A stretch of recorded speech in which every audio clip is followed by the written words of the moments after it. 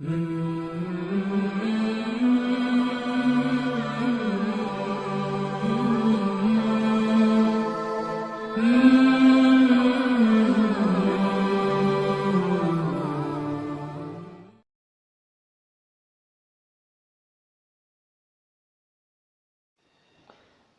ونصلي على رسوله الكريم اما بعد فاعوذ باللہ من الشیطان الرجیم بسم اللہ الرحمن الرحیم۔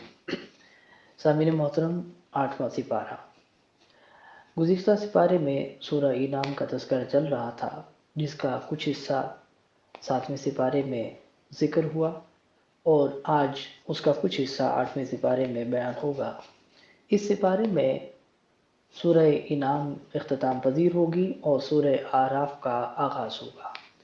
سورہ اعراف کا کچھ حصہ اس 8ویں سپارے میں بیان کیا جائے گا اور باقی کچھ حصہ 9ویں سپارے میں انشاءاللہ بیان ہوگا۔ 7ویں سپارے کے آخر میں مشرکین کا یہ مطالبہ ذکر کیا گیا تھا کہ اگر ہمیں کوئی حصی معجزہ دکھایا جائے تو ہم ایمان لے آئیں گے۔ 8ویں سپارے کے شروع میں یہ بتایا گیا ہے کہ یہ جھوٹ بولتے ہیں، اگر ان کو حصی معجزات بھی دکھا دیے جائیں، یہاں تک کہ قبروں سے مردے زندہ کر کے ان سے باتیں کریں تو بھی یہ ایمان لانے والے نہیں ہیں۔ اس کے بعد رسول اکرم صلی اللہ علیہ وسلم کو تسلی دی گئی کہ آپ ان کی مخالفت، استہزاء اور انکار سے پریشان نہ ہوں۔ ہر نبی کے ساتھ انسی اور جنی شیاطین نے ہمیشہ یہی رویہ اختیار کیا ہے۔ باقی آپ کی نبوت کے اثبات کے لیے ان کے مطلوبہ معجزات کی کوئی ضرورت نہیں۔ اللہ تعالیٰ نے آپ کو متعدد معجزات سے نوازا ہے، جن میں سے سب سے بڑا معجزہ قرآن ہے۔ لہٰذا یہ اس معجزے کو دیکھتے اور سننے کے باوجود انکار کرتے ہیں تو آپ پریشان نہ ہوں، کیونکہ زمین پر بسنے والے اکثر لوگوں کا یہی حال ہے کہ وہ ہدایت کو چھوڑتے ہیں اور گمراہی کی طرف مائل ہوتے ہیں۔ فرمایا، اور اگر آپ اکثر لوگوں کی بات مانیں گے جو دنیا میں ہیں تو وہ آپ کو اللہ کی راہ سے دور کر دیں گے۔ اس آیت کریمہ سے یہ بات پتہ چلی اور حضرت مولانا قاری طیب صاحب رحمۃ اللہ علیہ نے اس کی یہ تفسیر بیان کی ہے کہ اسلام کی بالکل ابتدائی دنوں کے اندر یہود و نصارہ غالب تھے اور دنیا کے اندر ان کا غلبہ موجود تھا، اور یہاں پر اس میں یہ بات فرمائی گئی کہ اگر تم ان کے کہنے پر چلو گے تو یاد رکھنا کہ یہ سبب گمراہی کا بنے گا۔ اور یہاں سے مغربی جمہوریت کی بھی نفی ہوتی ہے، کیونکہ مغربی جمہوریت میں اکثر کی رائے کا اعتبار ہے، خواہ وہ کتاب و سنت کے خلاف ہی کیوں نہ ہو، جبکہ مسلمانوں کا یہ اجتماعی عقیدہ ہے کہ اگر پوری دنیا کے انسان کسی ایسی بات پر متفق ہو جائیں جو کتاب و سنت کے واضح حکم کے خلاف ہو تو اس کے اتفاق کا کوئی اعتبار نہیں کیا جائے گا اور اسے رد کر دیا جائے گا۔ اور اس کے بعد جو اہم مضامین اس سپارے میں اور سورہ انعام کے اس حصے میں شروع ہوتے ہیں، رکوع نمبر 2 کے آغاز میں فرمایا کہ مومن کی مثال اس شخص کی طرح ہے جو زندہ ہے اور اسے ہم نے نور عطا کیا ہے، اور کافر کی مثال اس شخص جیسی ہے جو مردہ ہے اور تاریکیوں میں پھنسا ہوا ہے۔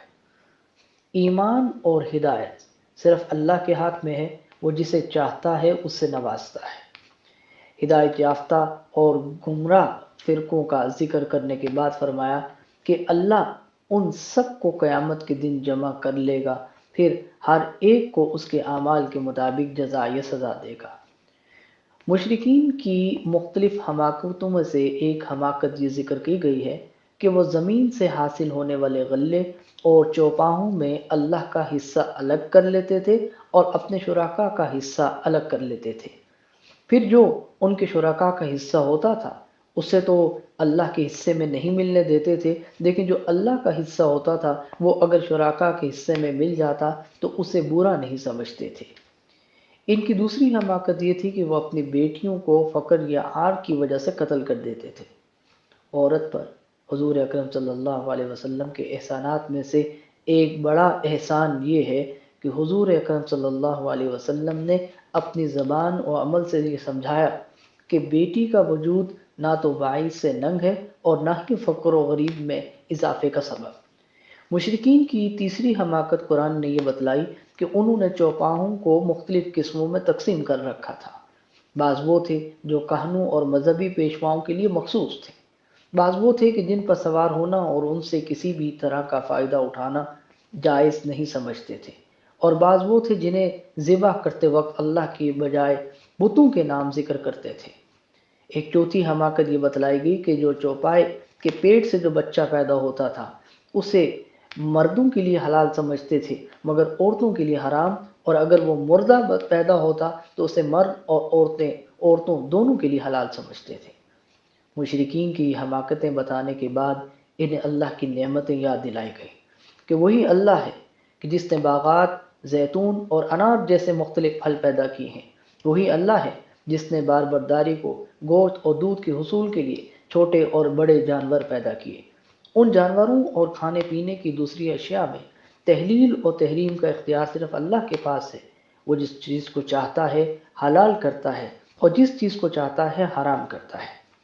مشرکین کے عقائد اور دعووں کی تردید کے بعد وہ آیات ہیں کہ جن میں اللہ نے ایسی 10 وصیتیں فرمائی ہیں جن پر ساری آسمانی شریعتیں متفق ہیں، اور تمام ادیان ان پر عمل کی دعوت دیتے ہیں کیونکہ ان پر عمل کرنے سے انسانی سعادت کی حفاظت ہوتی ہے اور اسے دنیا اور آخرت میں عزت و کرامت کی وہ زندگی حاصل ہوتی ہے جو اللہ تعالیٰ انسان کو دینا چاہتا ہے۔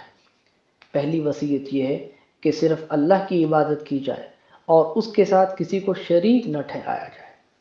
دوسری یہ کہ والدین کے ساتھ حسن سلوک کیا جائے اور انہیں اپنی زبان اور عمل سے تکلیف نہ دی جائے۔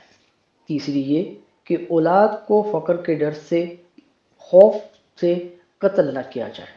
چوتھی یہ کہ ہر قسم کے فواحش اور برائیوں سے بچا جائے، خواہ وہ خفیہ ہوں یا اعلانیہ۔ پانچویں یہ کہ انسان کو ناحق قتل کرنا حرام ہے، یہ بدترین گناہ ہے۔ چھٹی یہ کہ یتیم کے مال میں ناجائز تصرف نہ کیا جائے۔ ساتویں یہ کہ ناپ تول کو پورا رکھا جائے۔ آٹھویں یہ کہ سارے انسانوں کے درمیان عدل کو ملحوظ رکھا جائے، خواہ کوئی اپنا قریبی ہو یا دشمن۔ نویں یہ کہ اللہ کے عہد کو پورا کیا جائے۔ دسویں یہ کہ صراط مستقیم ہی کی اتباع کی جائے اور مختلف راستوں پر چلنے سے اعتراض کیا جائے۔ یہ وصیتیں بیان کرنے کے بعد اللہ نے اپنے نبی کو حکم دیا کہ آپ علی الاعلان کہہ دیجئے کہ مجھے اللہ نے دین حق کی ہدایت دی ہے۔ یہی ابو الانبیاء حضرت ابراہیم علیہ السلام کا دین تھا، اور یہ کہ میری نماز اور عبادات، سارے افعال و اعمال خالص اللہ کے لیے ہیں، میں ان اعمال سے صرف اللہ کی رضا چاہتا ہوں۔ سورت کا اختتام اس بات پر ہوا کہ یہ دنیا اور جو کچھ اس میں ہے یہ ابتلا اور آزمائش کے لیے ہے، تاکہ مومن، کافر اور نیک اور بد میں فرق ہو جائے۔ اس کے بعد آغاز ہوتا ہے سورۃ الاعراف کا۔ یہ مکی صورت ہے اور اس میں 206 آیات ہیں۔ دوسری مکی صورتوں کی طرح اس میں بھی تینوں بنیادی عقائد کو خصوصی اہمیت دی گئی ہے۔ اس صورت کی ابتدا میں حضور اکرم صلی اللہ علیہ وسلم کے دائمی معجزہ یعنی قرآن کا ذکر ہے، جو کہ سارے انسانوں کے لیے اللہ کی سب سے بڑی نعمت ہے۔ اس سورہ میں انسان کو اللہ کی اس نعمت کی طرف بھی متوجہ کیا گیا ہے کہ اس نے سب انسانوں کو ایک ہی باپ سے پیدا کیا ہے تاکہ وہ آپس میں ایک دوسرے کے ساتھ تعاون کریں اور اس بات کو یاد رکھیں کہ وہ انسانیت میں بھائی بھائی ہیں۔ اسی طرح اس صورت میں انسان کو اللہ نے جو تکریم بخشی اس کا بھی ذکر ہے۔ وہ یہ کہ اللہ نے پہلے انسان کو اپنے ہاتھوں سے پیدا کیا، اس میں اپنی روح پھونکی اور فرشتوں کو اس کے سامنے سجدہ کرنے کا حکم دیا۔ اس قصہ کے ضمن میں شیطان کے مکر و فریب سے بچنے کی بھی تلقین کی گئی، کیونکہ وہ ایسا مکار دشمن ہے جو انسان کی راہ کھوٹی کرنے کے لیے ہر راستے پر بیٹھا ہوا ہے، اور انسان کے ساتھ ٹکراؤ کی جو ابتدا ابلیس کے انکار سجدہ سے ہوئی تھی، یہ سلسلہ قیامت تک جاری رہے گا اور خیر و شر اور حق و باطل کے درمیان کشمکش کسی نہ کسی انداز میں باقی رہے گی۔ سورہ اعراف کی ایک قابل ذکر خصوصیت یہ ہے کہ اس سورت میں اللہ تعالیٰ نے مسلسل 4 بار انسانوں کی یا بنی آدم کے صیغے سے خطاب فرمایا۔ یہ 4 ندائیں سورہ اعراف کے علاوہ کسی اور سورت میں نہیں ہیں۔ پہلی ندا 10ویں رکوع میں ہے، جس میں اللہ نے لباس کی نعمت کا ذکر کیا ہے۔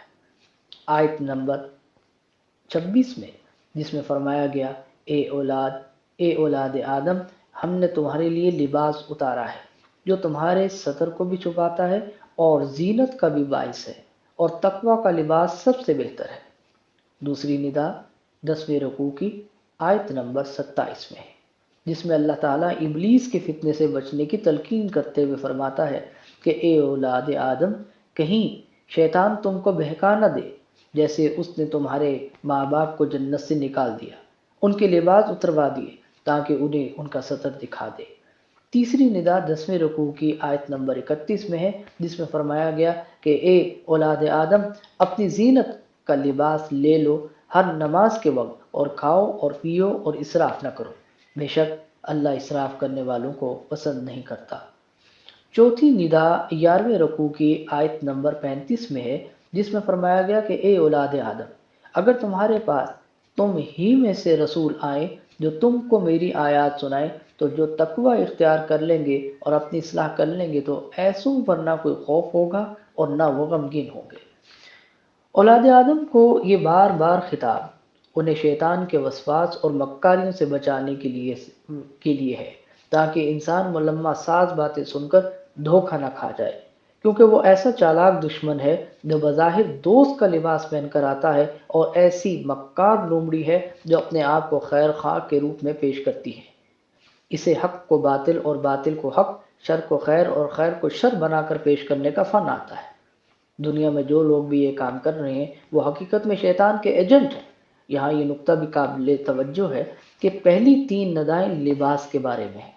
ان میں سے دوسری ندا میں یہ بتایا گیا ہے کہ ابلیس لعین نے حضرت آدم اور حضرت حوا علیہ السلام کے لباس اتروا دیے تھے اور ان کے ستر کھلوا دیے تھے۔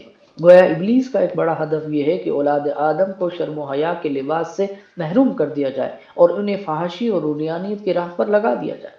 ستر کے تقاضے پورے کرنے والا لباس انسان اور حیوان سے ممتاز کرتا ہے۔ حیوان ننگا پیدا ہوتا ہے اور زندگی بھر ننگا رہتا ہے، جبکہ انسان کو اللہ تعالیٰ نے لباس کے ساتھ عزت اور فضیلت بخشی ہے۔ آج جب ہم مغربی میڈیا کے ذریعے بے حیائی کے امڑتے ہوئے سیلاب اور عورت کی آزادی کے نام پر حیا باختگی کی فضا دیکھتے ہیں تو پھر یہ بات سمجھ میں آتی ہے کہ قرآن نے لباس کے بارے میں تاکید اور تکرار کا اسلوب کیوں اختیار کیا ہے۔ ان نداؤں کے علاوہ آراف کے دیگر اہم مضامین یہ ہیں۔ مشرکین بیت اللہ کا ننگے طواف کرتے تھے اور اپنے اس کبھی عمل اور اس جیسے دوسرے اعمال کے بارے میں حجت یہ پیش کیا کرتے تھے کہ ہمارے آباء و اجداد بھی یوں ہی کیا کرتے تھے، اور بعض اوقات یہ بھی کہہ دیتے تھے کہ ہمیں اللہ تعالیٰ نے ایسا کرنے کا حکم دیا ہے، اور ان کے اس دعویٰ کی تردید کرتے ہوئے فرمایا گیا اللہ بے حیائی کے کاموں کا حکم نہیں دیتے۔ بالکل ابتدا کے اندر یہ بات یاد رکھیے گا جو کی گئی کہ جو اکثریت کہتے تھی، جو اکثریت لوگ کہتے تھے، جو اکثر لوگ کہتے تھے، جن سے نبی صلی اللہ علیہ وسلم کو منع کیا گیا کہ دیکھو تم اکثر کی باتوں میں نہ آنا۔ اب دیکھیے کہ یہاں اس کی وضاحت بڑی آسانی کے ساتھ ہو گئی کہ اللہ تعالیٰ یہ بات ان کے بارے میں فرماتے ہیں کہ وہ اس طریقے سے طواف کیا کرتے تھے اور بے حیائی کا عالم تھا جس پر نبی صلی اللہ علیہ وسلم کو اس سے منع کیا گیا۔ تو بہرحال اللہ بے حیائی کے کاموں کا حکم نہیں دیتا، لہذا تمہارا یہ دعویٰ جھوٹ اور افتراء کے سوا کچھ نہیں۔ اسلام زندگی کے تمام جائز مطالبات پورے کرنے والا دین ہے، لہذا یہ ممکن ہی نہیں کہ وہ لباس پہننے سے اور پاکیزہ چیزوں کے استعمال سے منع کرے۔ اس سے ان لوگوں کی بھی تردید ہو جاتی ہے جو رہبانیت کے قائل ہیں اور حلال اور پاک چیزوں سے اجتناب کو اللہ کے قرب کا ذریعہ سمجھتے ہیں۔ جسم اور روح، دین اور دنیا دونوں کے جائز مطالبات اور تقاضے پورے کرنے والا ہی حقیقت میں کامل مسلمان ہے۔ حضرت سلمان فارسی رضی اللہ عنہ کو جب یہ بات پتہ چلی کہ حضرت ابو درداء رضی اللہ عنہ دن کو مستقل روزے رکھتے ہیں اور رات کو قیام کرتے ہیں، عبادت میں یہ مشغولیت اس حد تک بڑھ گئی ہے کہ اہلیت تک کے حقوق ادا نہیں کرتے، تو آپ نے انہیں نصیحت کرتے ہوئے فرمایا تھا تمہارے اوپر رب کا بھی حق ہے، تمہارے نسل کا بھی حق ہے، تمہارے گھر والوں کا بھی حق ہے، لہذا ہر حق والے کو اس کا حق دو۔ حضرت ابو درداء رضی اللہ عنہ نے ان کی اس نصیحت کا ذکر حضور اکرم صلی اللہ علیہ وسلم کے سامنے کیا تو آپ علیہ الصلوۃ والسلام نے فرمایا کہ سلمان نے سچ کہا ہے۔ 8ویں سپارے کے 11ویں اور 12ویں رکوع میں ایسے 2 گروہوں کا ذکر ہے کہ جو فکر و نظر اور عقیدہ و عمل کے اعتبار سے ایک دوسرے کی ضد ہیں۔ ایک گروہ ضد اور عناد، کفر اور استکبار کی راہ اپنائے ہوئے ہے، جس کا ٹھکانہ جہنم کے سوا کچھ نہیں۔ دوسرا گروہ تسلیم اور ایمان اور اطاعت کی راہ پر چلنے والا ہے، جو بفضلہ تعالی جنت کے حقدار ہوں گے۔ یہ دونوں گروہ جب اپنے اپنے ٹھکانوں پر پہنچ جائیں گے تو قرآن بتاتا ہے کہ ان کے درمیان مکالمہ ہوگا۔ اہل جنت دوزخیوں سے سوال کریں گے کہ کیا تمہیں آج اللہ کے وعدوں کے سچ ہونے کا یقین آیا یا نہیں؟ وہ جواب میں اقرار کریں گے کہ ہاں، ہم نے وعدوں کو سچا اور برحق پایا۔ دوزخی جب جہنم کی ہولناک گرمی اور بھوک پیاس سے پریشان ہو جائیں گے تو جنتیوں کے سامنے دستے سوال دراز کریں گے کہ ہمیں کچھ کھانے پینے کو دے دو، لیکن ظاہر ہے کہ ان کا یہ سوال رائگاں جائے گا۔ یہ مکالمہ اس بارے کے 12ویں اور 13ویں رکوع میں مذکور ہے۔ ایک تیسرا گروہ بھی ہے جسے قرآن نے اصحاب اعراف کا نام دیا ہے۔ یہ وہ لوگ ہوں گے جو مومن تھے لیکن اعمال صالح میں دوسرے جنتیوں سے پیچھے رہ جائیں گے۔ انہیں نہ تو جنت میں داخل کیا جائے گا اور نہ ہی دوزخ میں، بلکہ ان کا فیصلہ مؤخر کر دیا جائے گا، لیکن بالآخر اللہ تعالیٰ ان کو بھی جنت میں داخل ہونے کی اجازت مرحمت فرما دیں گے۔ ان اصحاب اعراف اور دوزخیوں کے درمیان بھی مکالمہ ہوگا، جو کہ 13ویں رکوع میں مذکور ہے۔ ان مکالمات کے بعد اللہ کی قدرت اور توحید کے 3 اہم دلائل بیان کیے گئے ہیں۔ نمبر 1، طے بتے 7 آسمان، جن میں سے ہر ایک دوسرے کے مقابلے میں ایسے ہے جیسے قبا ہوتا ہے۔ یہ 7 آسمان وسعت اور عظمت کے باوجود کسی ستون کے بغیر کھڑے ہیں۔ نمبر 2، رحمان کا عرش کی وسعت کا حال یہ ہے کہ سارے آسمان اور ساری زمینیں اس کا احاطہ نہیں کر سکتی، اور کسی کا خیال اس کی عظمت کا تصور نہیں کر سکتا۔ کرسی کی وسعت کا یہ عالم ہے کہ وہ ارض و سما نہیں سما سکتی، تو عرش کی وسعت کیا ہوگی؟ عرش اور کرسی ان حقیقتوں میں سے ہیں کہ جن پر ہم ایمان تو رکھتے ہیں مگر ان کی کیفیت ہم نہیں جانتے۔ تیسری دلیل جو یہاں بیان کی گئی ہے وہ سورج، چاند اور ستاروں کی تخلیق ہے۔ یہ سب چیزیں اللہ کی مشیت اور غلبہ کے تحت ہیں، ایسی فضا میں تیر رہے ہیں جس کی وسعتوں کا کسی کو بھی کوئی اندازہ نہیں۔ نہ تو یہ آپس میں ٹکراتے ہیں اور نہ ہی اپنے مدار سے باہر نکلتے ہیں۔ یہ دلائل اور آخر میں 6 انبیاء کرام یعنی حضرت نوح، حضرت ہود، حضرت صالح، حضرت لوط، حضرت شعیب اور حضرت موسیٰ علیہ السلام کے قصے اختصار کے ساتھ بیان کیے گئے ہیں۔ ان میں سے پہلا قصہ شیخ الانبیاء حضرت نوح علیہ السلام کا ہے اور آخری قصہ حضرت شعیب علیہ السلام کا ہے۔ ان قصوں میں جو مختلف حکمتیں اور عبرتیں پوشیدہ ہیں، ان میں سے چند ایک یہ ہیں۔ رسول اکرم صلی اللہ علیہ وسلم کو مخالفین کی ایذاؤں پر تسلی دینا۔ نمبر 2، متکبروں کا انجام بد اور نیکوکاروں کا انجام اچھا بتانا۔ نمبر 3، اس بات پر تنبیہ کرنا کہ اللہ کے ہاں دیر تو ہے، اندھیر نہیں، بالآخر ظالموں کو ان کے ظلم کی سزا مل کر رہتی ہے۔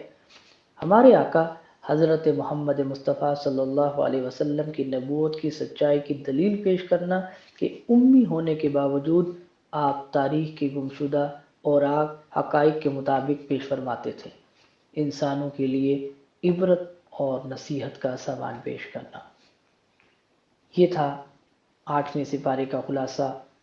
دعا ہے کہ اللہ رب العزت ان سب باتوں کو سمجھنے اور اس پر عمل کی ہم سب کو توفیق عطا فرمائے، اور ہم سب کو قرآن فہمی کا ذوق عطا فرمائے، اور نبی صلی اللہ علیہ وسلم کی سنتوں پر چلنے کی توفیق عطا فرمائے۔ وآخر دعوانا الحمد للہ رب العالمین۔